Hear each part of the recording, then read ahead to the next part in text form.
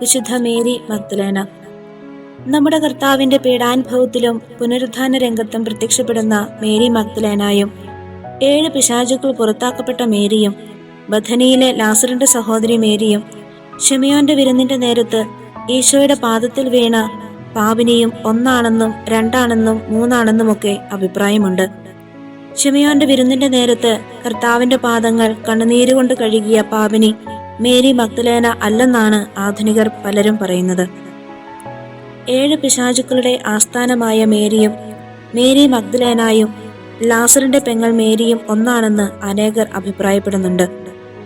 ഗാഗുൽത്തായിൽ Mary Magdalene പുരുഷനരികെ നിന്നതും മൃതശരീരത്തിൽ സുഗന്ധദ്രവ്യങ്ങൾ പൂശിയതും ഉത്ഥിതനായ Isho Mary മഗ്ദലേനയ്ക്ക് ആദ്യം പ്രത്യക്ഷമായതും അനിഷേധ്യ വസ്തുതകളാണ്.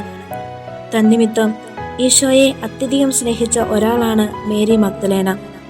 അത് ഈശോയുടെ പാദങ്ങൾ കണ്ണുനീരുകൊണ്ട് കഴുകിയ പാപിനിയാണെന്നുള്ള പ്രാചീന ചിന്താഗതി സ്വീകരിച്ച് ധ്യാനിക്കുന്നവർക്ക് ഈ വിശുദ്ധയുടെ ജീവിതം എത്രയും ആശ്വാസസംദായകമായ ഒരു ചിന്താവിഷയമാണ്. Mary Magdalene എഫേസോസിൽ മരിച്ചുവെന്ന് ഒരഭിപ്രായമുണ്ട്. ഫ്രാൻസിൽ പ്രോവൻസ് എന്ന ഡിസ്ട്രിക്റ്റിൽ ലാസറും സഹോദരിയുമൊപ്പം ജീവിച്ചു മരിച്ചുവെന്നും പറയുന്നുണ്ട്. മേരി മഗ്ദലേന അനുതാപത്തിന്റെയും സമുന്നത ധ്യാന പ്രാർത്ഥനയുടെ അഥവാ പ്രണിധാനത്തിന്റെയും മാതൃകയാണ്. നിങ്ങൾ ഏതെങ്കിലും ഒരു പാപം ചെയ്യുമ്പോൾ ഉടനടി അനുതപിക്കുക. മേലിൽ പാപം ചെയ്യുകയില്ലെന്ന് പ്രതിജ്ഞ ചെയ്യുക. പാപം വലുതാണെങ്കിൽ ഉടനെ കുമ്പസാരിക്കുക.